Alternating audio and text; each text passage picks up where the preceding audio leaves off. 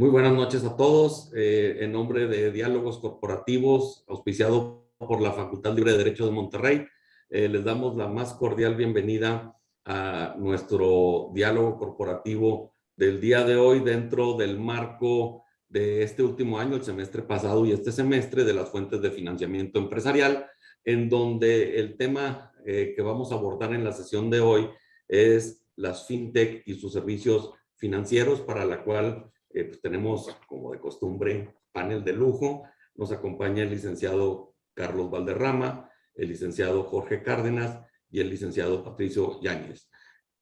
Si me permiten una breve semblanza de cada uno de nuestros panelistas, les presento al licenciado Carlos Valderrama, quien es fundador de Legal Paradox, cuenta con una maestría en Derecho de la Empresa summa cum laude por la Universidad Panamericana, así como múltiples posgrados como en Blockchain Technologies, en el MIT Sloan School of Management, Oxford FinTech Program en la Universidad de Oxford, Management Program por Lawyers en Yale School of Management, entre otros.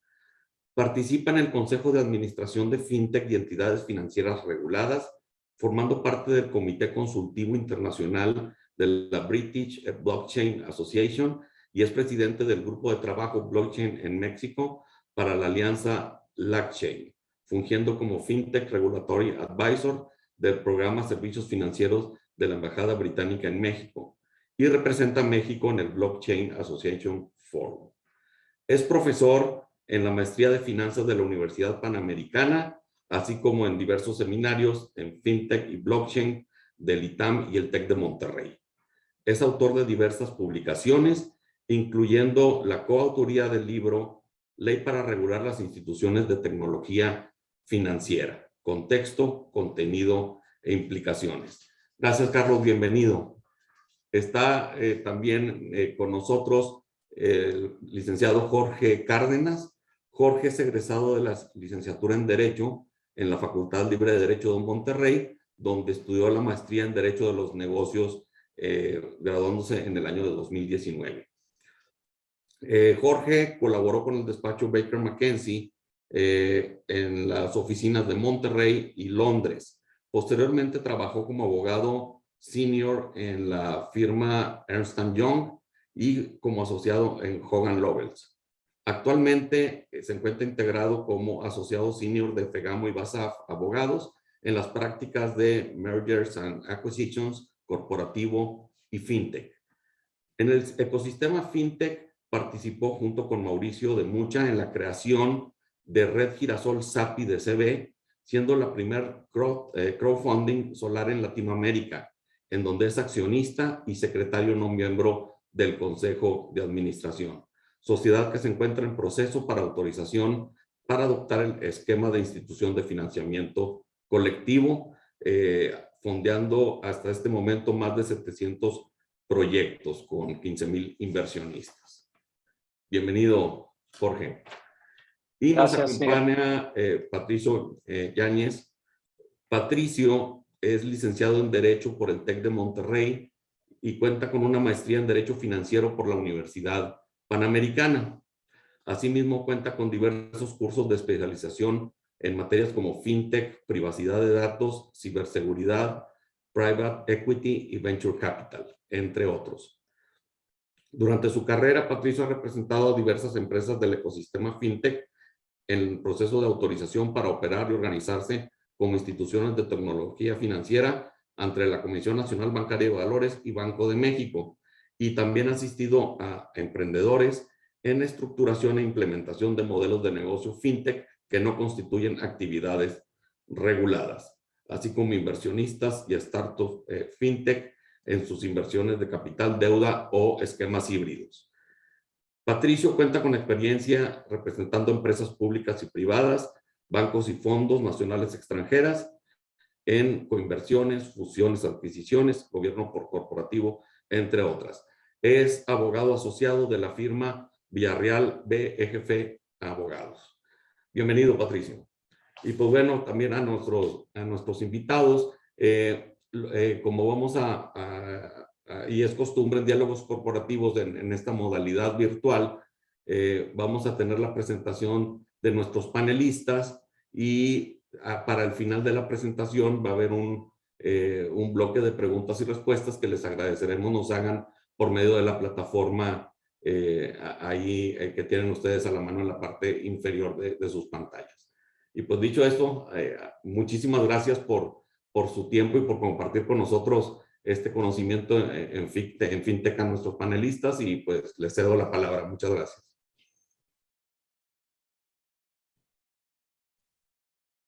Muchas gracias, Miguel. Pues comenzando con este diálogo y agradeciéndole obviamente a La Libre por su invitación, queríamos compartirles primero que nada qué es FinTech, ¿no? Porque en los medios todos los días empezamos a ver desde hace varios años este término empleado para distintas circunstancias.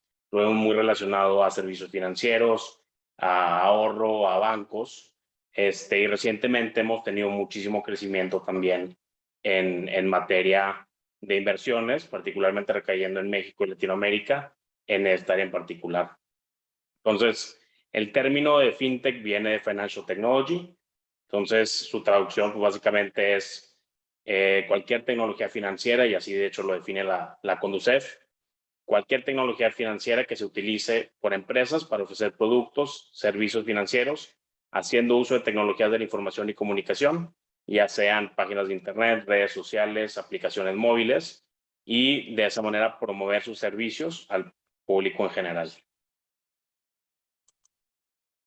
Como bien veníamos hablando, el término FinTech ha tenido muchísimo crecimiento en los últimos años y en estadísticas de los años más recientes hemos ido encontrando cómo este ecosistema y este grupo de empresas ya tiene una presencia muy significativa en el mundo. En México, en Latinoamérica, encontramos que hay 5.779 más o menos empresas. En Europa, Medio Oriente y África empezamos a ver alrededor de 3.000, 4.000 empresas, y en Asia Pacífico también alrededor de 3.000.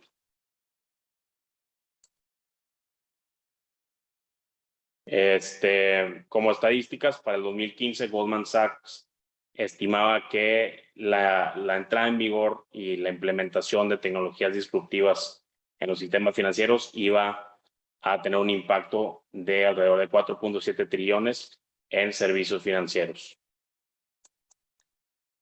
Igualmente un poquito de la distribución de cómo se encuentra integrado el mercado. Vemos que hay distintas empresas operando dentro de servicios bancarios, levantamiento de capital, administración de fondos. Inclusive empezamos a ver cómo la tecnología financiera va tomando distintas aristas y se empiezan a desarrollar en materias como tecnología de seguros, tecnología para inmuebles. Y aquí, Jorge, no sé si quieras apoyarme un poquito de cómo están las estadísticas en distintos mercados. Sí, digo, nada más también, Pato, agregando un poco, estaba revisando ahorita de Finovista, comenta que este año pasado existen en México 502 startups fintechs mexicanas, que creando un crecimiento del 16% con respecto al año pasado. Eso quiere decir que el COVID no vino a trastocar tampoco mucho. Hubo más creaciones de fintechs que disoluciones o abandonamiento de proyectos. Pero bueno, al final creo, Pato, lo que estás comentando es el mercado fintech es un mercado en pleno crecimiento. Como vamos aquí, México está o sea, está arriba del promedio de usuarios que consumen fintech. Digo, aquí está la gráfica que digo, no valdría mucho la pena ahondar en eso, pero nada más identificar México dentro del mercado latinoamericano. Justo después de Brasil, es el país con mayor crecimiento fintech a lo largo de estos años. Bueno, pues esa es justo la filmina que mencionaba. Dentro del 100% del mercado latinoamericano, México es el segundo país con mayor crecimiento. Brasil ha sido una jurisdicción en la que las fintechs han desarrollado proyectos desde antes. No sé si aquí, Carlos, tú traes un poquito más de background sobre Latinoamérica, no sé si quieres aportar algo en este sentido. Sí, por supuesto, con mucho gusto. Antes que nada, muchas gracias por la invitación. Agradecer a todos los que se están tomando el tiempo de vernos. Y la verdad es que Latinoamérica ha sido un hub importante de innovación en términos de tecnología financiera y de innovación disruptiva. Esto porque es bien fácil, ¿no? Para empezar, todo está mal. En términos de Latinoamérica, ¿no? Los servicios o el sistema financiero está hiperconcentrado, hay muy poca competencia, los competidores que hay de alguna manera dominan al mercado y eso hace que los costos de los productos y de los servicios financieros sean relevantes y no haya a través de la competencia una, digamos, oferta mejor de estos productos y servicios. Es por eso que en ese contexto, ¿no? Si bien es cierto, México y Brasil siempre se han peleado ahí el primer lugar y unos años somos nosotros, unos años son ellos, ¿no? En términos de número de empresas que están en el ecosistema, también hay ciertos nichos o ciertos mercados que son bien interesantes. Ahí destaca, por ejemplo, Colombia y Chile, que se posicionan como, digamos, pequeños mercados para aquellos innovadores que quieren probar maneras diferentes de hacer las cosas sin tener tanta competencia, ¿no? Y de ahí hemos visto que han salido grandes unicornios. Pero también, por ejemplo, está el caso de Argentina, que es un caso muy particular. Ellos tienen, pues ya saben, ¿no? El peso argentino se evalúa cada 2 días y eso ha ocasionado que se generen muchos emprendimientos, sobre todo en tema blockchain relacionados con fintech. Y también a partir de eso, Argentina tiene, desde mi perspectiva, uno de los ecosistemas más interesantes en relación de generación de desarrolladores. Estos de alguna manera son los más relevantes, pero eso no quiere decir que ecosistemas como Guatemala o como Venezuela no sean relevantes. Incluso hemos tenido la experiencia de que nos han buscado estas otras jurisdicciones o países, ¿no? Incluido, por ejemplo, Panamá y algunas otras, para tratar de replicar la experiencia mexicana en estas otras jurisdicciones y que puedan tener un marco adecuado que permita tener una certeza jurídica a partir de la cual poder construir productos y servicios financieros de nueva generación. Eso te diría, mi querido Jorge. Igual digo, complementando un poquito lo que nos comenta Carlos, pues el claro ejemplo yo creo que de la posición de mercado ahorita es Nubank, el neobanco brasileño que recientemente se colocó en la bolsa de Nueva York y el cual viene también entrando en este año y en años recientes progresivamente al mercado mexicano a través de la adquisición de distintos vehículos financieros. Con un poquito más de estadísticas de cómo se posiciona el mercado entre México, Brasil, Colombia, los jugadores más grandes, y de cómo se va distribuyendo a su vez las actividades reguladas, como es la realización de pagos y remesas, el fondeo y demás actividades. Como bien nos comentaba Jorge hace poco, y a ver si ahorita nos puede seguir platicando, Finovista, que es uno de los centros de investigación de fintech en América Latina, constantemente está publicando estadísticas e información sobre el sector y el mercado. Particularmente en este caso hablamos sobre el mercado de cómo se integraba el 2020, un año muy importante después de que se emitiera y se empezaran con los procesos regulatorios ante las comisiones, ante la Comisión Nacional Bancaria de Valores y el Banco de México, y con la ayuda de otras autoridades del sistema financiero. Jorge, no sé si nos puede explicar un poquito más. Sí, digo, sobre este tema nada más importante, creo que recalcar ya, entrando un poquito ya al tema mexicano de la ley para regular las instituciones de tecnología financiera, no todas las fintechs que vemos aquí son fintechs en el sentido estricto de la ley. Algunas son fintechs porque tienen ahí un esquema de tecnología financiera, pero no todas entran al esquema fintech legal mexicano. Algo curioso nada más aquí como dato de COVID-19 el año pasado con respecto a este radar que creó Finovista del 2020, Fintech empieza también con esta parte de payments and remittances que al final el año pasado con el tema del COVID y como mencionaba Carlos, un alto costo de financiamiento. Hubo un cambio, ¿no? Aquí crecieron muchísimas empresas de préstamo y las de pago se quedaron más o menos igual, pero de préstamo hubo un crecimiento significativo, creando que ahora uno de los grandes mercados fintech en México es el mercado de consumer lending.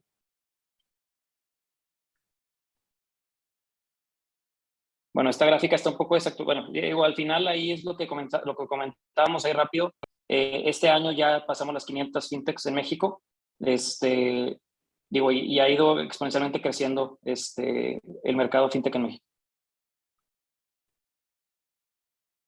Es un poco más de lo mismo. Bueno, esto es importante nada más como dato curioso. La ciudad de originación de las fintechs, la gran mayor parte está en la Ciudad de México. Ahí es el centro de negocios mexicano, no hay mucho que más de decir. Monterrey, pues ahí va. Llevamos unas cuantas fintechs, creo que Carlos mencionaba, me lo vi el martes, que tenemos unas 15 fintechs aquí en Monterrey, algunas reguladas, otras no reguladas, Guadalajara y otras ciudades, ¿no? Hay nada más para precisar, mi querido Jorge, para que Sí, mejor. tengan Sí. el dato exacto. Si ustedes se meten a legalproducts.com/fintechtour van a encontrar un mapa. Este mapa de alguna manera lo que hace es dar a conocer cuáles son las fintech que operan en México con independencia de su nacionalidad, ¿no? Lo que hace el radar de Finovista es solo reconoce las fintech de origen mexicano. Entonces lo que hace este mapa es ver con independencia de su origen, ¿no? qué fintechs operan en México y podrán ver que, por ejemplo, en Ciudad de México hay 588. A eso lo sigue Nuevo León con 71 y después viene Guadalajara con 53. Estos son los principales 3 hubs de innovación financiera en México. Perfecto. Y aquí creo, Carlos, aquí un poquito de cómo llegamos a este punto de regulación en México. Creo que aquí nos puedes apoyar con este tema. Por supuesto, aquí, a ver, a manera de chisme cachetón, ¿no? Para el público que nos acompaña, la verdad es que esto fue bien interesante. En 2015, 2016 nos enfrentábamos o teníamos un ecosistema más o menos de 100 empresas. Estas 100 empresas estaban de alguna manera divididas, ¿no? Porque había gente, había emprendedores que lo que decían es, oye, yo soy muy feliz, no quiero regulación, me da igual si me puedo seguir por esta línea gris que desde la perspectiva legal podía ser argumentada. Y yo quiero seguir así, ¿no? No necesito regulación y no la quiero. Y no quiero ver a ningún tipo de regulador financiero. Y del otro lado, habíamos emprendedores que más o menos en aquel año, ¿no? En 2016, el 34% del ecosistema fintech, alrededor de 45 empresas, estaban en proceso de investigación por el área de Comisión Nacional Bancaria y de Valores, por una presunta captación ilegal de dinero. Entonces ahí es cuando las cosas se pusieron interesantes, ¿no? Porque de ser encontrado responsable de captación de dinero de manera ilegal, no solo son multas millonarias, sino también es responsabilidad penal personal de hasta 15 años de prisión. Entonces la verdad es que eran temas bien relevantes y bien preocupantes. De hecho, el primer cliente que tuvimos en Legal Paradox, que es el despacho al cual pertenezco y el cual fundé, estaba enfrentando un proceso de estas características, ¿no? De un lado, era toda una celebridad porque había sido reconocido a nivel internacional por el MIT como un caso de éxito, era la cara de digamos, la cara oficial de la Semana Nacional del Emprendedor, el caso emblemático de éxito del INADEM, que era este instituto que se dedicaba a financiar o a fondear a emprendedores, ¿no? Con créditos de hasta, incluso de a fondo perdido, de hasta 3.5 millones de pesos.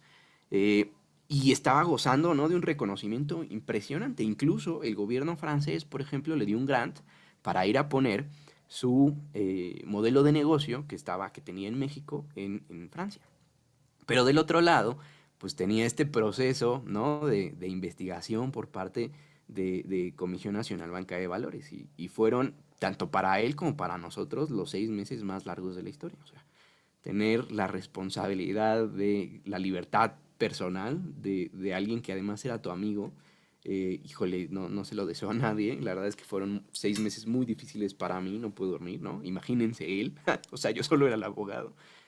Imagínense él, el pobre. Y entonces, en ese contexto, estaba más o menos el 30 y tantos % del ecosistema fintech, 2016, 2015.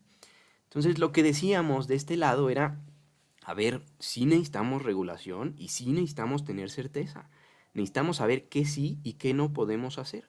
Entonces, con base en eso, fuimos el primer sector en México que va y toca la puerta del regulador financiero y le dice, oye, aquí estamos y estamos haciendo estas cosas, ¿no? Que a lo mejor están raras, pero es lo que estamos haciendo.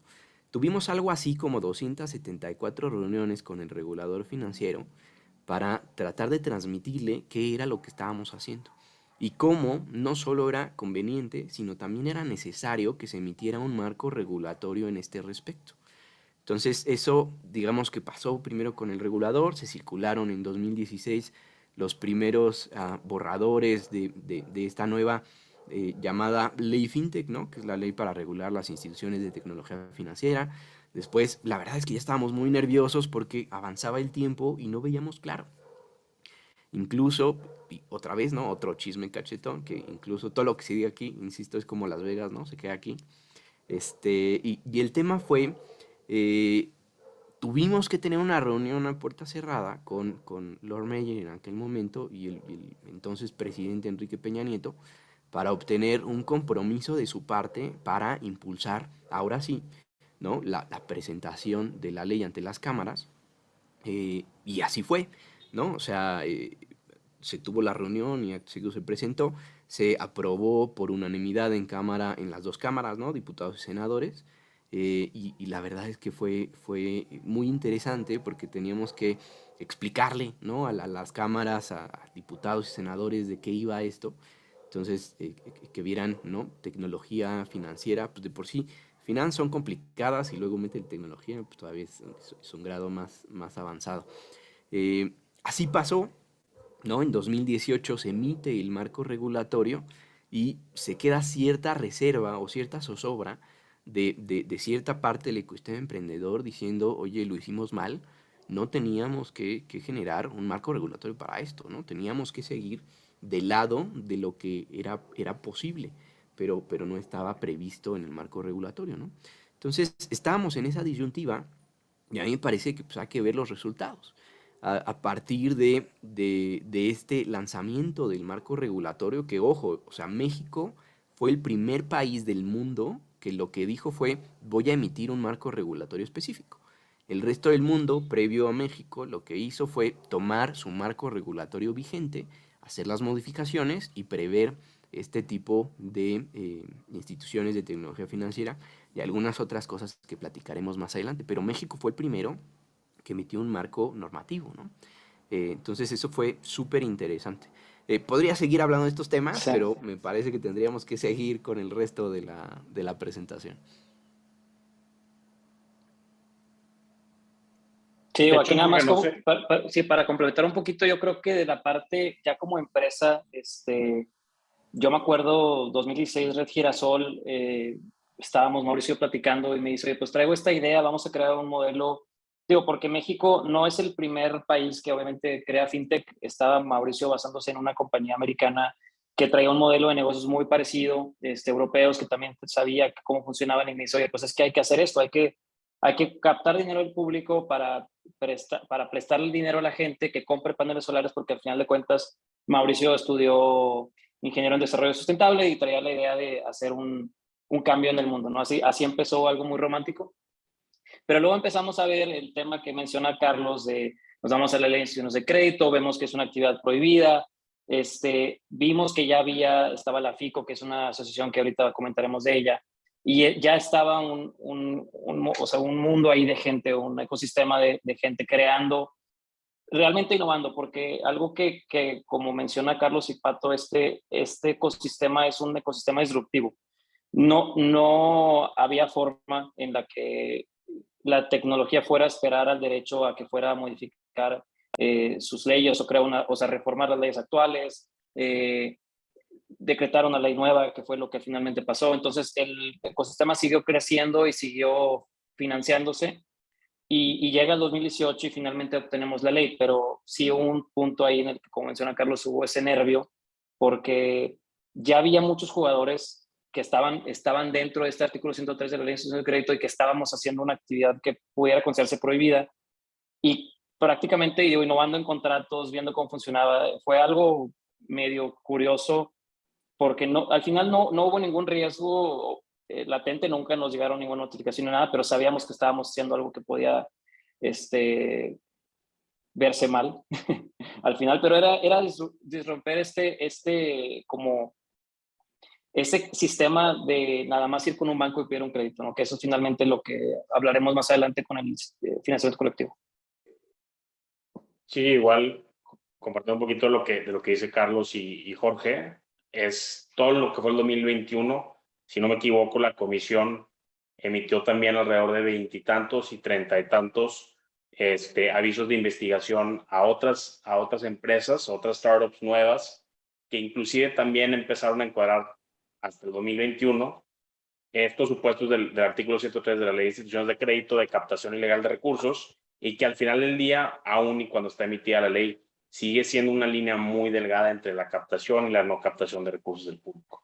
Sí, algo y nada más ahí para comentar y agregar, Pato, y sobre este tema de sociedades que operaban previo a esta ley, nada más como dato, la ley emite dentro de su texto un artículo 8º transitorio que permitía que las sociedades que estaban operando previo a la ley FinTech pudieran adherirse a este artículo 8º y seguir operando hasta en tanto tengan la negación del permiso y ya dejen de operar, o se otorgue y ahora sí permiso para hacer FinTechs. Entonces, estas sociedades que teníamos existiendo desde previo 2018, hemos seguido operando al amparo de este artículo 8º transitorio sin ningún problema. Las sociedades que, como comenta Pato, llegan a crearse después y empiezan a intentar operar como una fintech y están en proceso de autorización, pero empiezan a operar, estas sociedades están fuera del marco regulatorio y son obviamente sancionables bajo el artículo 103. Ahora sí, entrando un poquito más en la sustancia de lo que es la esencia de estos diálogos corporativos o estas series de financiamiento empresarial, la misma ley para regular las instituciones de tecnología financiera nos habla sobre 5 actividades reguladas y de las cuales varias de ellas se pueden utilizar como método de financiamiento empresarial. Las voy a enumerar o enlistar brevemente y obviamente dejando que Carlos y Jorge y yo mismo lo vamos elaborando con detalle, ¿no? Pero la primera es la institución de financiamiento colectivo, que son muy bien conocidas en el mercado como crowdfunding. Existen de diversos tipos. Después están las instituciones de fondos de pago electrónico, que son las famosas wallets, son los monederos electrónicos, separándonos un poquito de las otras tarjetas de monederos electrónicos como las conocemos como las conocíamos antes de la ley FinTech. Los modelos novedosos, que ahorita van a platicar un poquito más, los activos virtuales, que los conocemos muy bien como blockchain y como criptos, y las interfaces de programación de aplicaciones informáticas estandarizadas, que no sé, a la comisión no se le ocurrió un nombre un poco más largo, pero para efectos prácticos son las famosas APIs. Entonces, si quieren, empezamos con las instituciones de fondo de pago electrónico. Básicamente, lo que empezó a hacer la comisión o lo que intentó hacer la comisión es regular un poquito la captación de particulares de fondos del público, sin que necesariamente se constituyera como un contrato de depósito como lo conocemos bajo la ley general de títulos de operaciones de crédito, el depósito bancario. Entonces, si bien es una figura muy similar, las autoridades decidieron darle un giro muy distinto. Primero que nada, y es el punto yo creo que más importante de las wallets y tanto de la operación como de la regulación de las wallets en México, es que los fondos depositados dentro de las cuentas de fondos de pago electrónico no están garantizadas ni de ninguna manera respaldadas por el gobierno federal o cualquier otra institución o órgano de gobierno, incluyendo el Instituto de Protección al Ahorro Bancario, lo cual contrasta completamente con el depósito bancario, el cual sí es efectivamente protegido por el IPAB. Otro punto también muy importante, y es algo que como cuentavientes y ahorradores, es algo que llama mucho la atención y que es un factor decisivo para la apertura de cuentas bancarias, es el rendimiento que puedes recibir tú por esos depósitos. Obviamente existen distintos mecanismos, pueden ser pagarés con rendimiento liquidar al vencimiento, apertura de cuentas de inversión. Hay muchos distintos mecanismos en el sistema bancario tradicional. Sin embargo, un poco de la perspectiva de la Comisión y del Banco de México para separar el depósito bancario con el depósito de cuentas de fondos de pago electrónico en entidades fintech fue limitar la posibilidad de que las instituciones reguladas bajo esta figura de fondos de pago electrónico pudieran otorgarle un rendimiento o una utilidad sobre esos depósitos a sus usuarios. Esas son como que las distintas maneras. En el mercado hemos visto una manera muy interesante de fondeo empresarial a través de este mecanismo.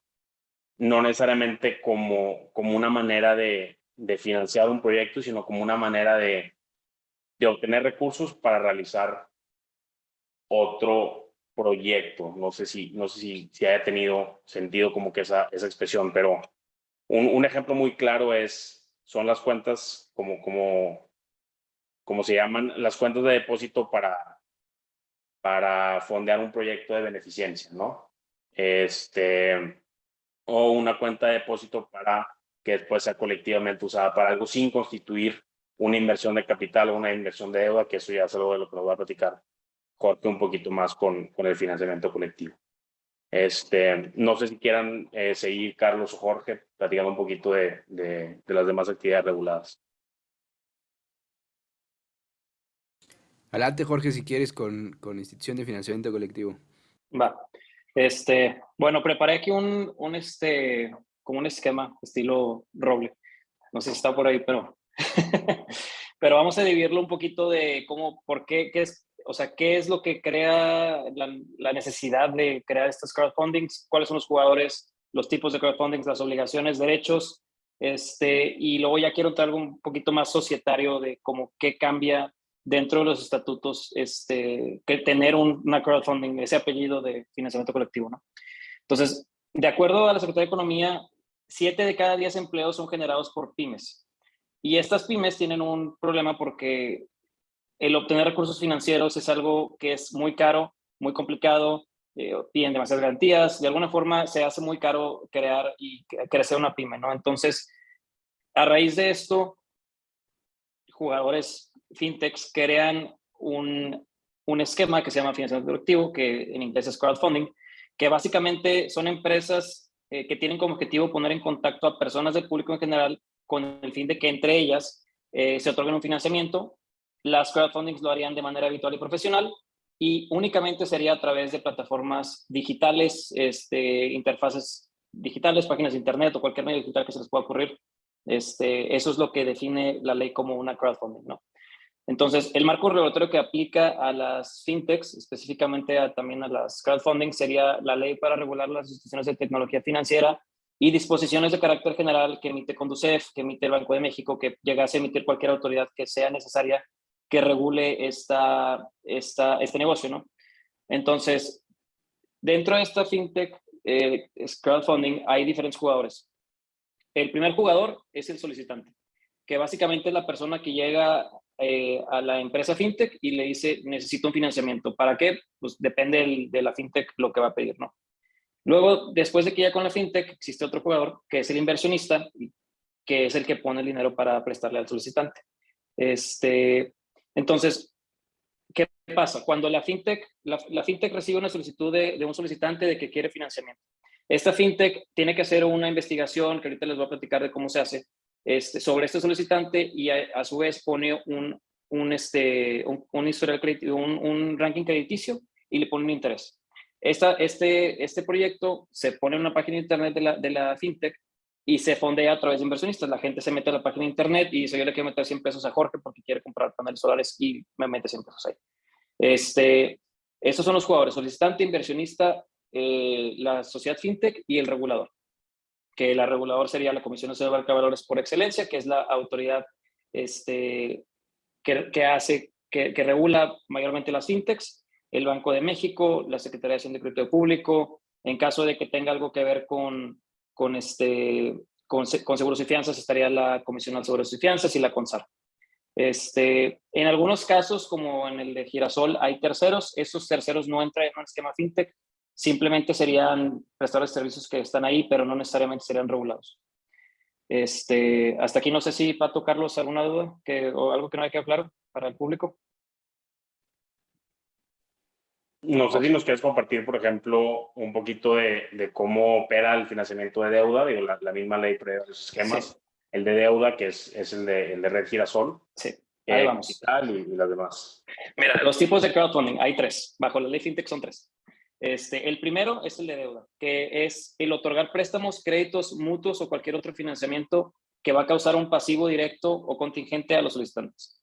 Esto es, de ejemplos que hay en México sería Red Girasol o Prestadero, y estas sociedades operan jurídicamente bajo un esquema de comisión mercantil que se firma con el solicitante, con el inversionista, y cuando se funde el proyecto se firma un contrato de crédito en el que los inversionistas se hacen acreditantes, el solicitante se hace acreditado y se pone una garantía generalmente para darle una seguridad al inversionista de que su proyecto va a tener algún tipo de garantía si acaso no se llega a pagar, ¿no? Después de de deuda está el de capital, que es que el inversionista compra un título representativo del capital social de personas morales que van a tener el papel del solicitante. O sea, es cuando, digo, aquí el ejemplo más claro en México es Play Business. Ya creo que ya movió ¿cómo se llama? Su sistema de negocios, pero básicamente Red Girasol, por ejemplo, fue uno de los solicitantes de Play Business. Le decimos a Play Business que necesitamos dinero. Entonces, Play Business sube nuestro plan de negocios, nuestra proyección, y gente que son inversionistas le meten dinero a Play Business para que al final nos den a nosotros y se suben a un vehículo para participar como eventuales accionistas de la compañía en la que están invirtiendo, que sería un solicitante. Esta jurídicamente operaría bajo contratos de comisión mercantil, igual solicitante e inversionista, pero aquí hay un contrato denominado que podría ser un contrato que por ejemplo, fue un contrato, se llama contrato play, que básicamente lo que dice es que si llegan a llegan a cumplirse ciertas condiciones suspensivas, tendríamos que nosotros emitir acciones en favor del vehículo que se creó específicamente para los inversionistas en este caso, ¿no? Y por último tenemos el de copropiedad, que son inversionistas y solicitantes que celebran una asociación de participación o cualquier convenio por el medio del cual el inversionista adquiere una parte alícuota o participación de un bien presente o futuro. Hay un ejemplo también en México que se llama 100 ladrillos, que básicamente aquí es gente que mete dinero para comprar un predio, comprar un edificio, y finalmente la renta aquí se divide entre los inversionistas, ¿no? Entonces, creo que también está fácil de entender. Bueno, entonces, deuda, capital y copropiedad. Después, para cada fintech de crowdfunding existen obligaciones que tenemos que cumplir para poder tener la autorización, ¿no?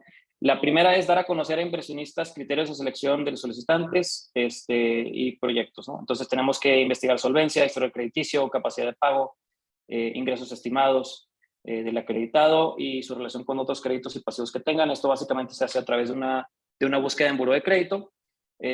Otra cosa es que no podemos ofertar proyectos que estén siendo ofertados en otra IFC.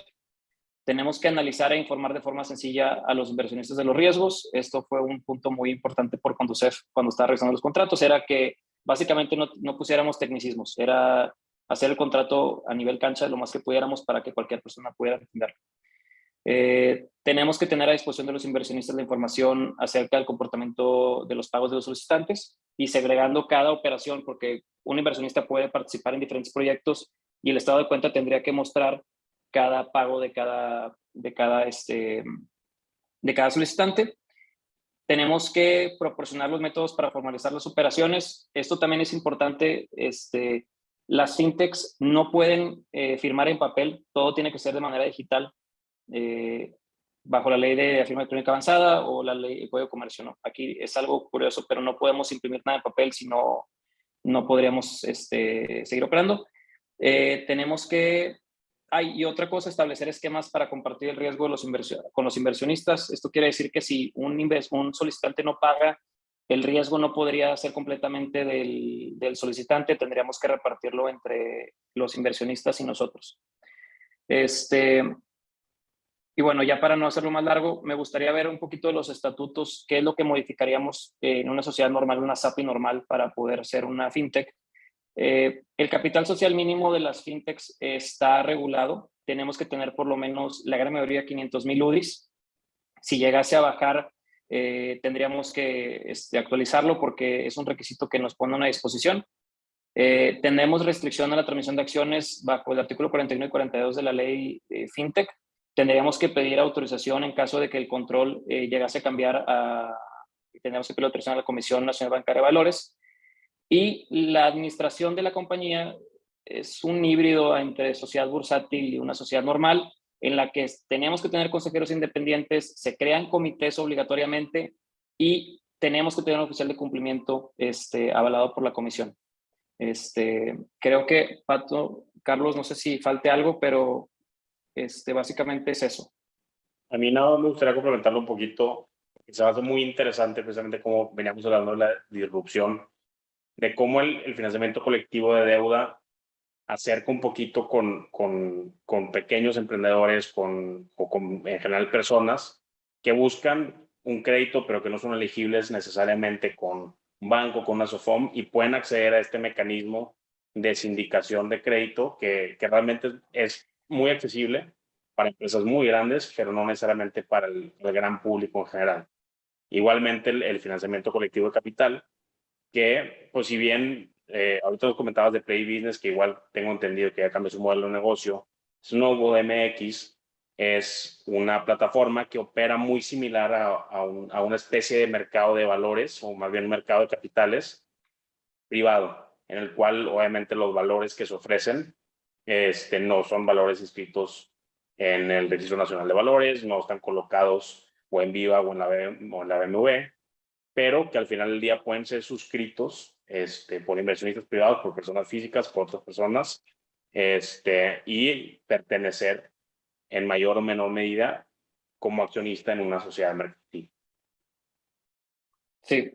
Digo, y otra cosa también, como mencionas, Pato, aquí también está una mini bolsa por cada sociedad lo podría hacer. O sea, podrías vender tus derechos de cobro de un crédito, podrías vender tu participación social, siempre y cuando esté autorizado por la Comisión Nacional, pero es crear un pequeño ecosistema dentro de tu compañía para que puedas ahí hacer la venta, ¿no? Miguel, no sé si, ahorita Carlos mandó un mensaje, no sé si puedas dejarlo compartir pantalla. La está compartiendo Patricio. Ok, ya puedes compartir, Carlos. Excelente, solo les quería dar, ¿no? un dato, parte de lo que hacemos en el despacho, representamos a FICO, que es la Asociación de Plataformas de Financiamiento Colectivo, y estos son los datos actualizados a 2020, este número está mal, ¿no? Es 2017 a 2020. Y pueden ver cuál es el monto total acumulado de los diferentes procesos de financiamiento. Y aquí solo para completar lo que decía Jorge, hay dos tipos, de manera muy general, dos tipos de financiamiento colectivo. Aquel que es financiero y aquel que no es financiero. El no financiero, digamos que la persona, el baker o la persona que participa con una infusión de capital no está y no quiere recibir un retorno o un incremento en el capital que está aportando. Simplemente lo hace principalmente en proyectos de donación, en donde la recompensa es sentirte bien contigo mismo, o incluso, por ejemplo, que te manden algún recuerdo, ¿no? Que te pongan tu nombre en alguna placa conmemorativa, algo por el estilo. O sea, no es necesariamente una recompensa de manera económica, ¿no? Es más bien como moral. Y luego está el financiamiento colectivo, que sí es financiero, en donde el inversionista, como decía Jorge, sí busca un incremento patrimonial. Y esta lámina te habla de los montos financieros acumulados de los dos tipos de financiamiento colectivo, ¿no? Incluyendo no financiero y el financiero.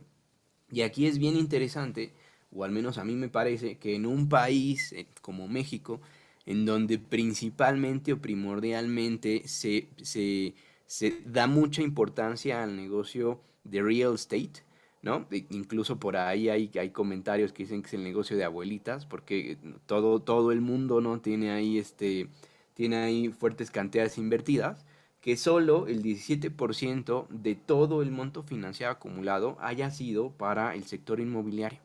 Y sobre todo considerando, ¿no?, que para hacer desarrollos, pues normalmente tienes que solicitar créditos puente, a veces créditos sindicados, ¿no? La estructura legal y financiera es un relajo. Y puedes acudir a esquemas de financiamiento colectivo en plataformas o instituciones de financiamiento colectivo que se dedican a plataformas o a desarrollos inmobiliarios, en donde más o menos, para que se den una idea, la tasa promedio ponderada anual es de 16%. Cuando eso lo comparas contra créditos bancarios o créditos tradicionales, híjole, la diferencia es abismal. Pero no quería, ¿no?, dejarles de compartir esta información. Perfecto. Pato, creo que ahora sí sigue el tema de activos virtuales, modelos novedosos de activos virtuales. Creo que Excelente. Carlos... Sí. Si quieren, les platico un poco en relación a modelos novedosos y de qué van también. Y ahí, para hablar de eso, ¿no?, tenemos que hablar de cuál es el problema de los servicios financieros tradicionales. Los servicios financieros tradicionales, ¿no?, son así porque tienen un exceso de regulación. Y eso no pasó porque sí.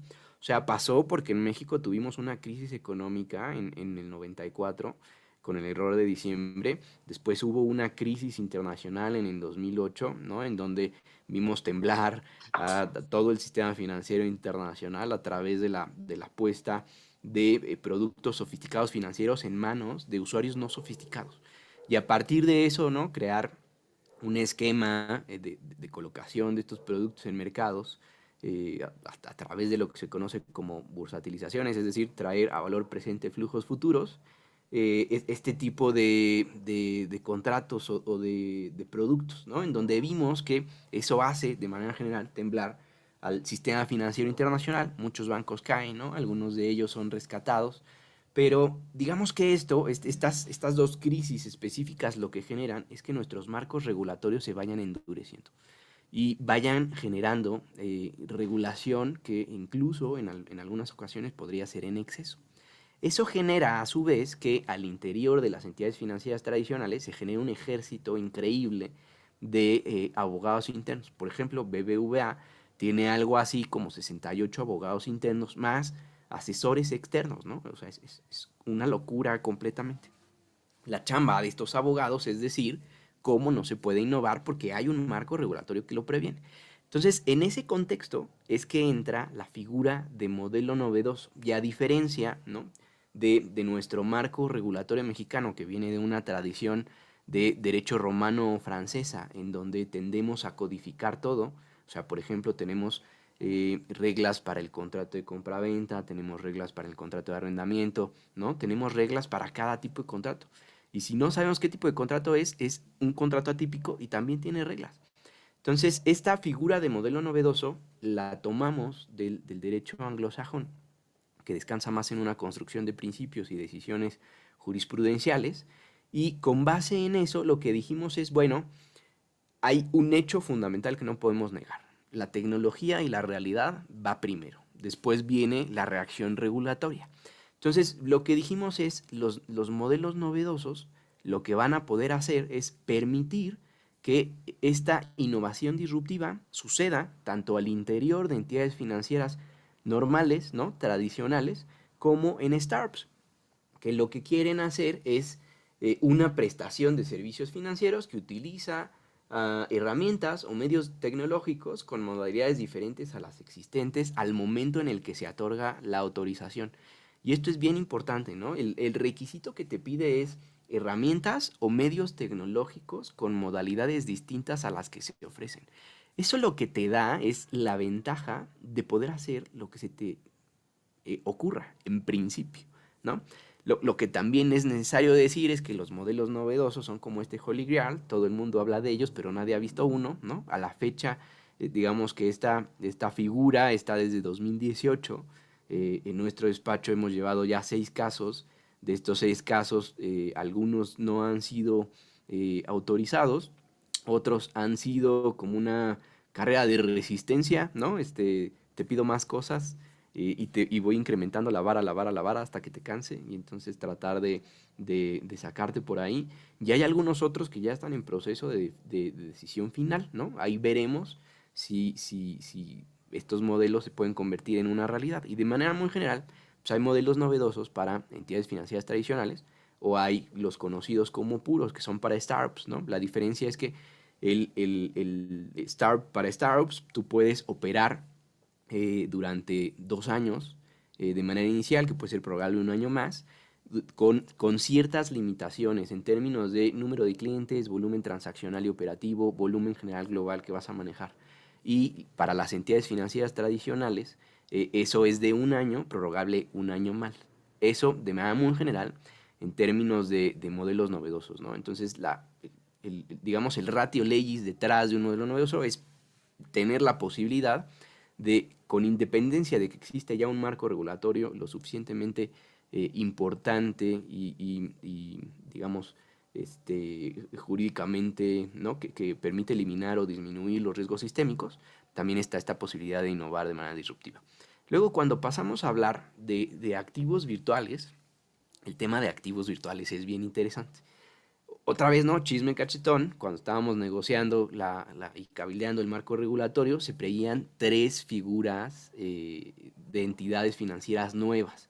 Estas 2 que vimos, ¿no? Institución de financiamiento colectivo e instituciones de fondos de pago electrónico, y se preveía una tercera, que iba a tener la posibilidad de ser un vehículo de captación que aparte iba a poder comercializar activos virtuales, ¿no? Esto a nivel internacional iba a ser la bomba. Incluso cuando recibimos los primeros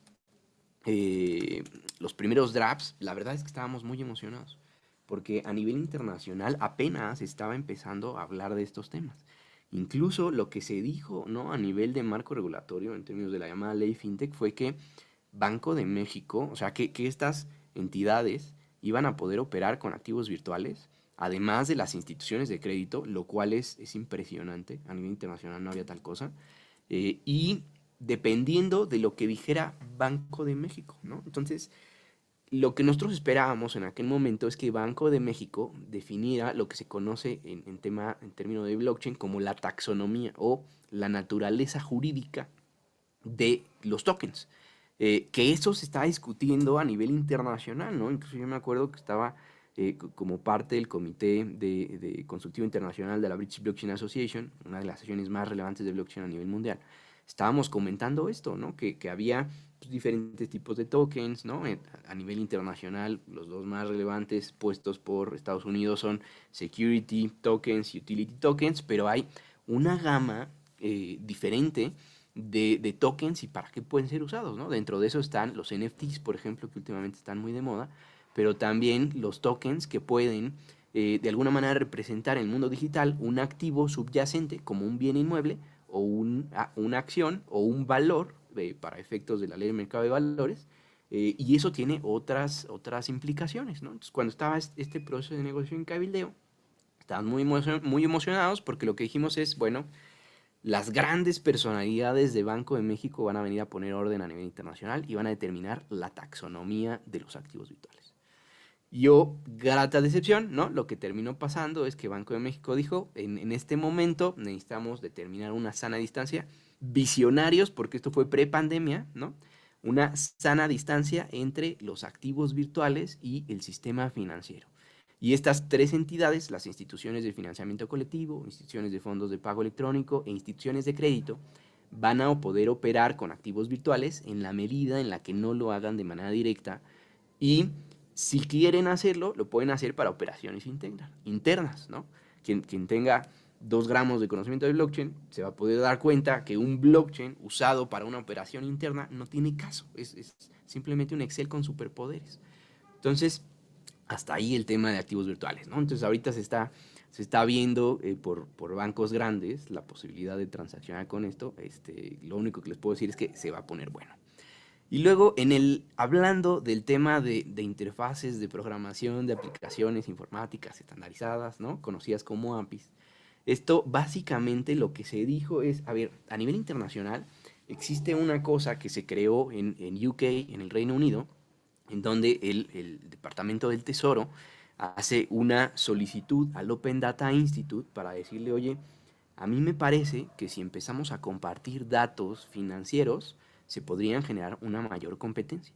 Entonces el Open Data Institute hace el análisis, viene con una propuesta y a partir de ahí nace lo que se conoce hoy como Open Banking, que no es otra cosa más que en UK lo que se hizo es que los bancos, y solo los más grandes, los principales 9, podían compartir datos en diferentes niveles, ahorita les cuento de qué, de las operaciones o las transacciones que llevaban.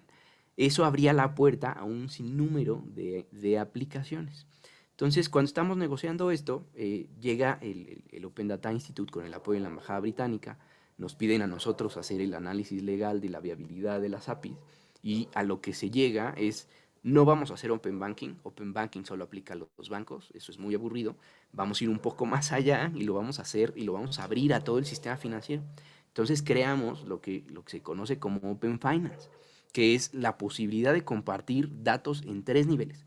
El primer nivel es dame tu infraestructura, ¿no? Entonces ustedes en este momento pueden construir un bot y ese bot a través de una API puede acceder a todos los cajeros que existen en el territorio nacional, ¿no? Entonces ustedes con este bot, cualquier persona lo podría usar, ¿no? Y decirle a través de una conversación con el uso de procesamiento de lenguaje natural utilizando inteligencia artificial, oye, dime dónde hay un cajero en este momento. Los geolocalizan y van al cajero, ¿no? Ese es el primer nivel. Luego el segundo nivel es datos estadísticos.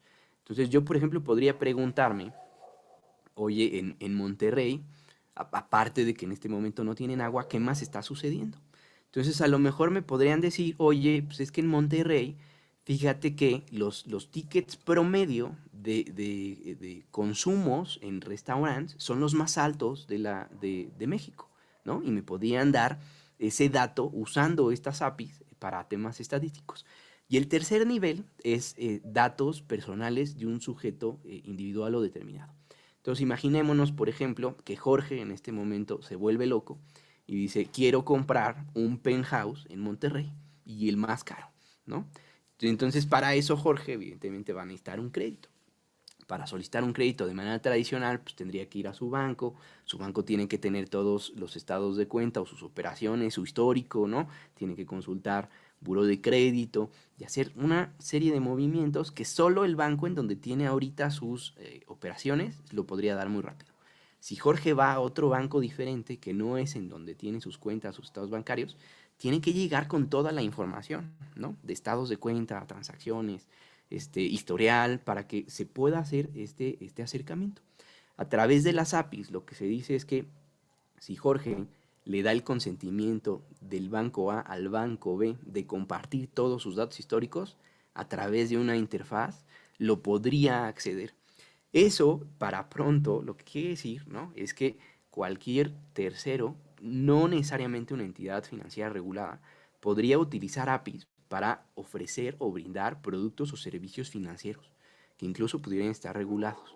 Entonces, imagínense, ¿no? En términos del mapa que les decía la vez pasada, o hace rato, además del mapa en nuestra página, tenemos un bot muy rudimentario, ¿no? Porque además de abogados nos gusta ahí medio tener capacidades amateur de programación. Entonces imagínense que combináramos las facultades de un bot que usa inteligencia artificial contra la base de datos del mapa para sugerirte, ¿no? A nivel de comparación de productos y servicios financieros, en este momento, si tú quieres una tarjeta, todas las entidades que te lo pueden ofrecer, desde bancos o instituciones de crédito tradicionales hasta fintechs, que son las que últimamente están de moda, y cuáles son sus diferentes ofertas, ¿no? Y yo entonces a través del uso de la primera API en el primer nivel lo podría hacer. Esto de manera muy general, ¿no? Es modelos novedosos, activos virtuales y APIs. Carlos, yo creo que aquí, aprovechando que estás aquí y le sabes bastante bien al tema de blockchain, yo creo que sería buen ejercicio que nos explicaras un poco de qué es un blockchain, cómo opera, porque creo que aquí las implicaciones, no, digo, ya no tiene mucho que ver con el tema de financiamiento, pero sí puede llegar a cambiar hasta el mundo de derecho. Estábamos platicando la vez pasada del registro público, de mil cosas que podríamos hacer. Entonces, no sé si nos puedas ahí explicar un poco al foro cómo funciona.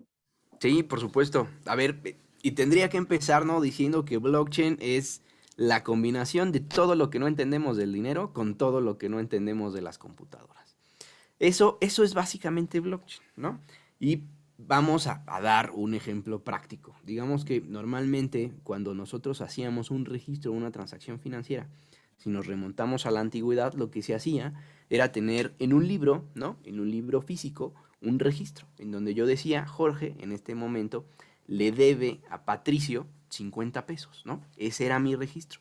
Entonces yo pasaba de generación en generación en el registro y ahí había varios retos, ¿no? Ese es un sistema de registro contable. El primer reto que tenía era que Miguel, por ejemplo, le entendiera a mi letra.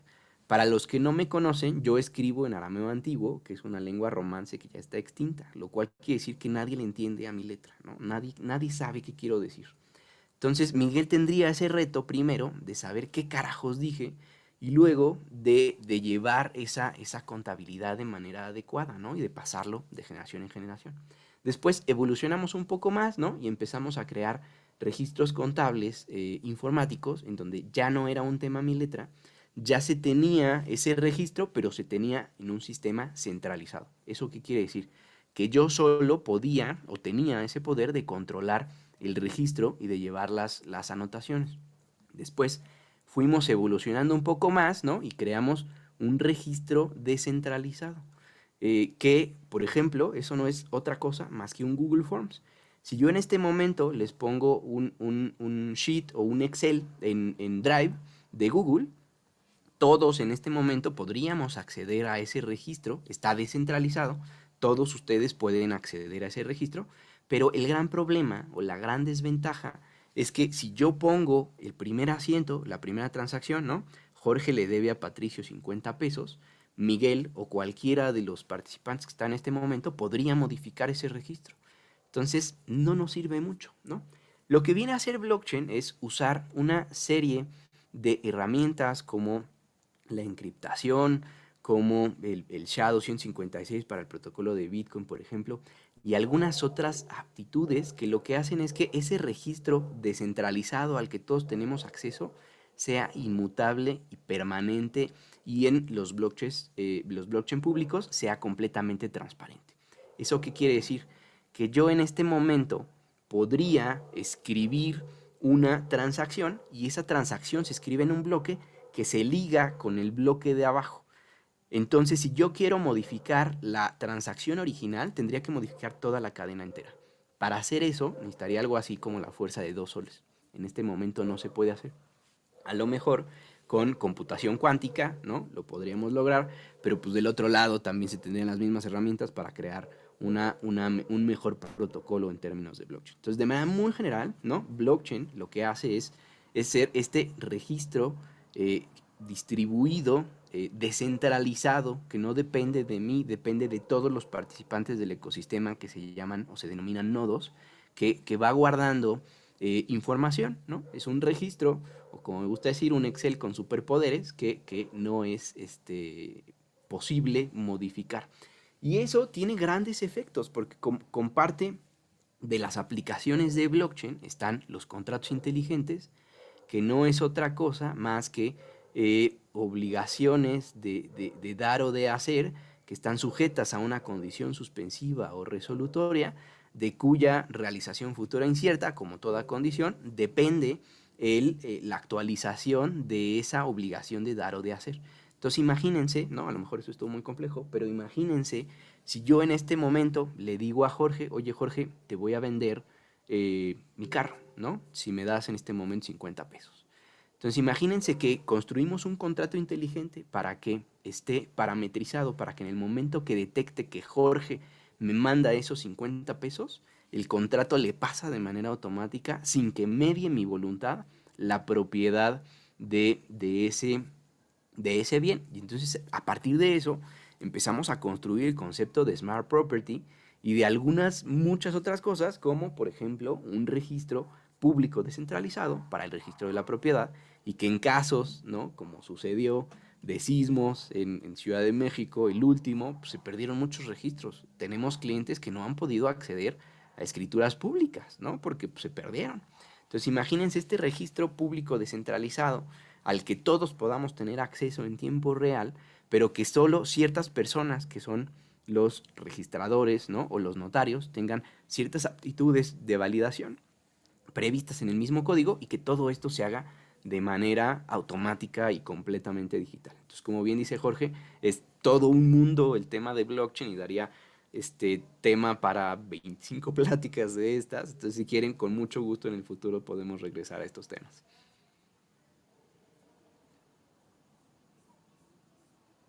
Creo que ahora sí, Pato, ya acabamos la presentación, ¿no? Sí, ya lo demás que teníamos programado era nada más hablar de la FICO, un poquito de qué entidades están afiliadas y demás, pero no sé si Miguel y las personas de aquí al foro quieran proceder directamente con preguntas. Tenemos algunas preguntas del público, si les parece, vamos con ellas. Nos preguntan, ¿cuál consideran que es el porcentaje de crecimiento en las fintech en México en relación con el crecimiento de los demás países latinoamericanos? ¿Tiene que ver con el marco jurídico de México que existe desde 2018? Es decir, básicamente, si estamos adelantados con esta legislación y por eso el crecimiento acelerado de México. A mí me parece que está clarísimo. O sea, viene el marco regulatorio fintech y luego un crecimiento exponencial, ¿no? Les decía, en 2016 había algo así como 100 empresas. En 2017, fíjate, de estas más de 274 reuniones que tuvimos con el regulador financiero, se determinó que de estas empresas, más o menos, 123 calificaban como una institución de tecnología financiera. Entonces, realizaban actividades de una institución de financiamiento colectivo o de una institución de fondos de pago electrónico. Cuando estábamos cabildeando y negociando este marco, lo que nosotros dijimos como gremio es, a nosotros nos late, ¿no? Porque pues se iba a subir la vara, efectivamente, se iban a crear nuevas barreras de entradas para nuevos participantes. Dentro de eso, por ejemplo, la solicitud de capitales mínimos, como decía Jorge, ¿no? Contratación de miembros independientes del consejo, oficiales de cumplimiento que tienen que estar certificados. Es más, o sea, una serie de requisitos que no cualquier emprendedor puede cumplir. O sea, son requisitos relevantes. Entonces, lo que nosotros decíamos a nivel gremio es, nos parece, ¿no?, que más o menos el 10% de este mundo va a poder iniciar su proceso de regularización de estas empresas que decía Jorge que ya operaban previo a la entrada en vigor de la ley FinTech y que al amparo del artículo 8º transitorio podían seguir operando. Entonces, eso fue lo que dijimos, esa fue nuestra estimación más alta.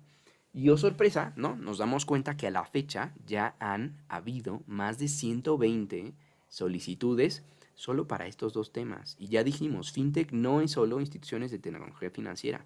FinTech es la combinación de finanzas y tecnología para la creación o la puesta en marcha de nuevos productos y servicios financieros utilizando tecnología de punta, ¿no? Y soluciones o herramientas diferentes que incluso pueden crear océanos azules. Entonces, en ese contexto, y si a eso lo sumamos con el volumen total de fintechs, que por ejemplo en nuestro mapa tenemos identificadas 850 y tantas, pues sí notamos un crecimiento exponencial y no solo en el número de participantes, sino por ejemplo, otra vez a nivel de contexto, en 2019 todo el ecosistema emprendedor mexicano había levantado algo así como 175 millones de dólares. En 2020 viene Clip, uno de nuestros clientes, y solitos, ellos solos, levantan más de 100 millones de dólares. A partir de ahí ha habido un crecimiento exponencial. Incluso ya tuvimos, ¿no?, el primer unicornio, que es una empresa evaluada en más de 1,000 millones de dólares, de fintech mexicano, que además hace blockchain, que es Bitso, ¿no? Y como esa, algunas otras. Muy bien, hay varias preguntas más.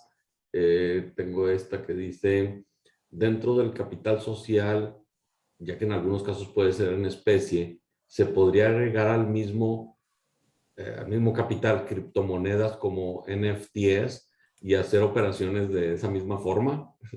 Buena pregunta. Fíjate que a mí me tocó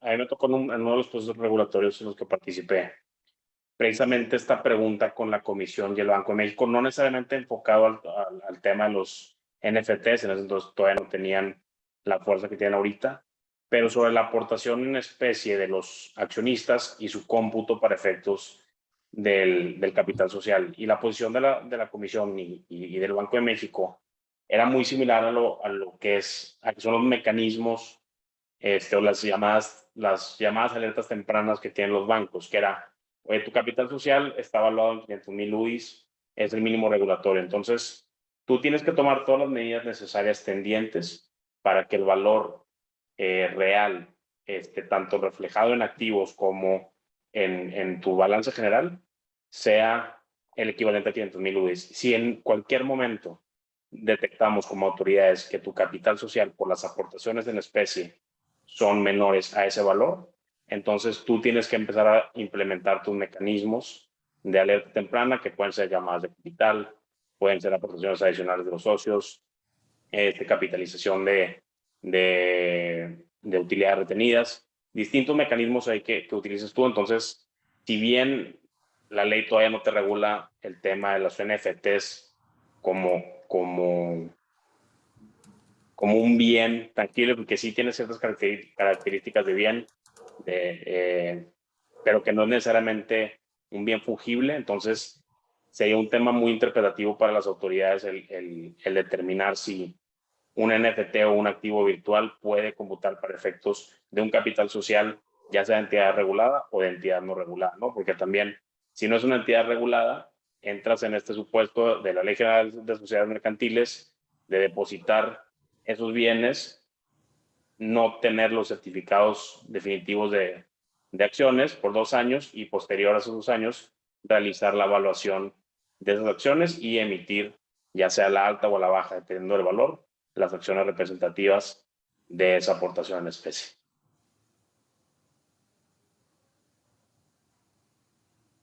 Creo que Gracias. Nos hacen otra pregunta. Dice, acerca de las fintech que brindan financiamiento a pymes para capital de trabajo y pago de pasivos, ¿qué tan cierto es que las fintech puedan obligar a sus clientes a brindar su clave de identificación electrónica confidencial a fin de averiguar los últimos 3 años de declaraciones anuales y a ver si han tenido pérdidas en esas declaraciones, de tal manera a ver si le prestan o no? No, eso no pasa. Nosotros hacemos una investigación como marca la exposición únicamente sobre buró de crédito, información que nos pueda proporcionar, pero esta información es mega confidencial y no creo que ninguna fintech quisiera arriesgarse a tener esa información y tener una pérdida de información. Y aparte no podríamos pedirla, entonces no. O sea, con la simple solicitud y la investigación que hacemos, sería suficiente. Esto no debería de pasar. Y si sí, pues hasta reportarla en Conducef. Igual algo nada más que aclarar, cuando es una entidad regulada, pues, o sea, como es el caso, por ejemplo, de Girasol o de otras instituciones, tienes que forzosamente estar vinculado con una institución de información crediticia. Entonces, al final del día, si te encuentras en incumplimiento frente a tus obligaciones fiscales, pues pudiera como quiera saber la entidad que estás en incumplimiento de sus obligaciones. Sí, digo, obviamente cuando hacemos una búsqueda de algún solicitante, se pide la autorización de ese solicitante para poder hacerla. No la podríamos hacer nada más porque sí. Entonces, mandamos un formato, obviamente, para eso, pero no, la SIEC no la pedimos. Correcto. Otra pregunta. Nos dice, ¿podrían comentar sobre la función del abogado en el proceso de autorización de una fintech? Pues depende, digo, igual creo que Carlos y Jorge en los 3 casos hemos sido asesores externos y en el caso de Jorge también interno, pero depende mucho de, primero que nada, de quién es tu cliente, de qué tanto le entienda su modelo de negocio, y de qué tanto esté dispuesto también a explorar la regulación, ¿no? Porque hay muchos clientes que conocen perfectamente la regulación, casi como si fuesen abogados, conocen mucho el contexto histórico, el contexto económico detrás de lo que implica iniciar un proceso regulatorio, pero lo más importante es, y bueno, digo, salvo la opinión obviamente de Carlos y Jorge, entender muy bien el modelo de negocio para poder reflejarlo en los manuales. Los manuales muchas veces son llenados por los abogados externos y muchas veces son completados por el personal interno de la empresa. Entonces, es un rol crucial, ¿no? O sea, más allá de la redacción de los contratos con los usuarios, la estructura de gobierno corporativo, el realmente entender el modelo de negocio para poder reflejarlo en los manuales, que son requisitos regulatorios que tienes que presentar a la Comisión, al Banco de México, y que eventualmente esos son básicamente las reglas de juego que tú vas a tener frente a tus usuarios, frente a las autoridades y frente a ti mismo como institución. Sí, yo desde la parte interna, ya no tema de regulación, o sea, de autorización fintech, sino como abogado de una fintech operando. Yo creo que lo que más me ha gustado es lidiar con ideas de personas brillantes que te dicen un día, oye, ¿sabes qué? Quiero empezar a minar Bitcoin. Dime cómo hacerlo. Y te agarra así de como, a ver, ¿de qué estás hablando? Vamos, y tienes que empezar a investigar qué es Bitcoin, cómo se mina. Digo, esto ya fue mucho después de haber leído todo, pero sí de repente es que quiero cambiar este modelo de negocio y quiero ahora no nada más fondear paneles, sino lo quiero fondear todo. O ahora quiero hacer una fibra dentro de una fintech, ¿cómo lo puedo hacer? Entonces, creo yo que lo más padre de ser abogado fintech es lidiar con este tipo de personas que, que su esencia es disromper todo el sistema mexicano de derecho para ver cómo puede hacer las cosas. Y eso a mi parecer, ha sido lo más enriquecedor que me ha tocado vivir como dentro de una fintech. Fíjate, yo te diría que depende del tipo de abogado, ¿no? O sea, por ejemplo, vamos a necesitar abogados que tengan experiencia en derecho corporativo, pues nada más porque hay que preparar estatutos, hay que preparar sesiones de consejo, hay que preparar asambleas, ¿no? Pero también necesitaríamos, por ejemplo, abogados expertos en propiedad intelectual, porque se tiene que registrar una marca y se tiene que presentar como parte del expediente los derechos sobre la infraestructura tecnológica.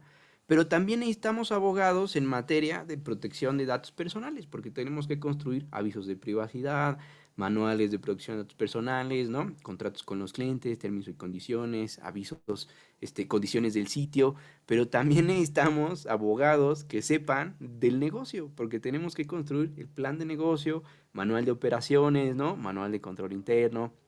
También necesitamos abogados que sepan de prevención de lavado de dinero, porque tenemos que hacer un manual de administración de riesgos, tenemos que tener un plan de divulgación de riesgos, un plan de prevención del lavado de dinero, y también tenemos que tener abogados expertos en ciberseguridad, porque tenemos que preparar planes directores de seguridad, ¿no? Planes de contingencias operativas o de negocio, manuales para el uso de medios electrónicos. Entonces yo te diría que de alguna manera FinTech lo que hace es generar esta capacidad, ¿no? que tienes en las diferentes ramas del derecho y mezclarlas en una sola y volverlo muy interesante, porque ves un poco de todo, ¿no? Y hasta el litigante, hombre. El litigante que siempre está ahí detrás del que está en la operación, que te dice, es que ¿cómo? Firmaste todo electrónicamente, ¿por qué no en papel? Porque no puedo, o sea, es así y ni modo. Pero hay de todo, aquí como dice Carlos, hay para todas las ramas del derecho, hasta fiscal, yo creo también, un fiscalista que le sepa bien este tema de activos virtuales, hay demasiadas cosas. Gracias. Tenemos todavía algunas preguntas más. Gracias por su paciencia. Nos preguntan si el capital inicial para la puesta en marcha de una ITF requiere de un banco adquirente y de contratos con Visa y Mastercard. Yo creo que está mezclando muchas De cosas en los esa temas. pregunta, ¿no? O sea, una cosa es el capital inicial. Y parte de las cosas que tienes que construir en un expediente es tu política de separación o segregación de cuentas. Lo que se sugiere ahí, ¿no? Es que tengas una cuenta que tiene que ser necesariamente, sí o sí, en una institución de crédito o en una institución autorizada para recibir captación de dinero, en donde puedas tener esos recursos de tu capital mínimo, ¿no? El capital mínimo requerido por ley.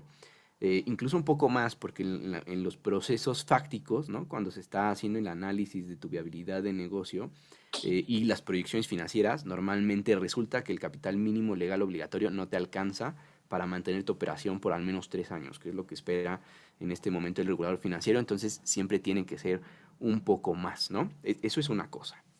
Luego tendrías que tener, ¿no?, otras cuentas, que es donde vas a recibir el dinero, otra cuenta para el tema de tus operaciones o gastos operativos, pero eso no tiene nada que ver, ¿no?, con el resto de la infraestructura que necesitas para montar un negocio de estas características, ¿no? Evidentemente necesitas, o sería bueno que tuvieras, un motor de pagos que te permita tener. Por ejemplo, estamos hablando de una institución de fondos de pago electrónico o de una institución de financiamiento colectivo, casi en tiempo real, las operaciones que se reflejan en tu plataforma, que se reflejen también en la cuenta bancaria tradicional de tu cliente, en caso de que quiera hacer algún retiro, ¿no? O tienes que estar conectado con la red de medios de pago. O si vas a emitir tarjetas, pues tienes que, en tu calidad de emisor, tener contratos con las marcas, ¿no? Con Visa, Mastercard, y ser participante de la red de medios de disposición. Entonces yo creo que me parece, ¿no? Y a lo mejor te entendí mal, pero me parece que mezclaste un poco muchos temas y tienen que ir segregados en estas características, ¿no?